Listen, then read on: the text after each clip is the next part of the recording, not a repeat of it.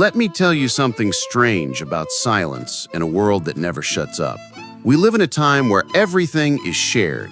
Birthdays, coffee cups, sunsets, heartbreaks, victories, even the moments that should have stayed private get polished and posted. And yet some people stay completely invisible. They scroll quietly, watch closely, rarely hit post. You probably know someone like that.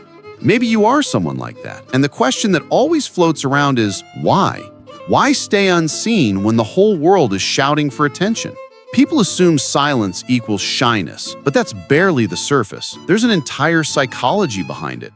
Silence isn't emptiness, it's control. It's choosing what the world never gets to touch. Social media trained us to define ourselves through display and noise, but the ones who stay in the background often see everything the clearest. They think before reacting. They observe instead of performing. And psychologists say people who post less often score higher in introspection, self-restraint, and emotional independence. They aren't trying to prove who they are, they're trying to understand it. Because whether we admit it or not, most of what we post is identity work, a quiet little audition for approval. Every caption, every photo whispers, "This is me.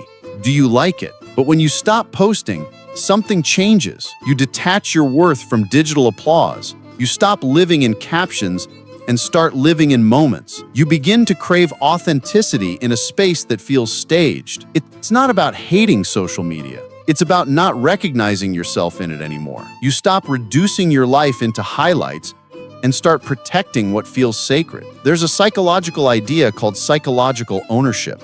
When something feels deeply yours, an experience, a memory, a moment, posting it makes that ownership fade. Suddenly it belongs to the crowd. It's open to judgment or misunderstanding. So people who stop posting aren't withdrawing. They're guarding their life. They're keeping certain things untouched, private, real.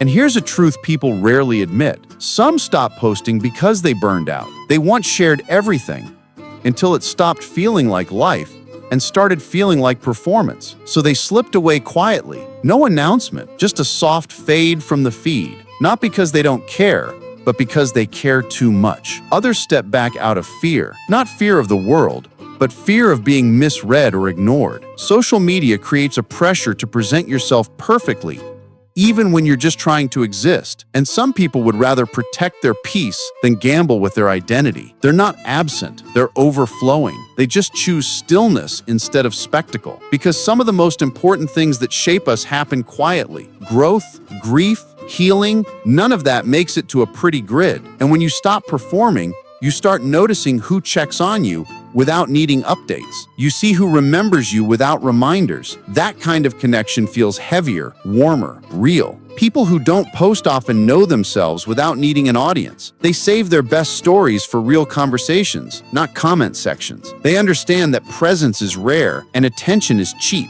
They live in the unshared moment. They breathe deeper. Colors look richer. Time slows down. Life becomes life again.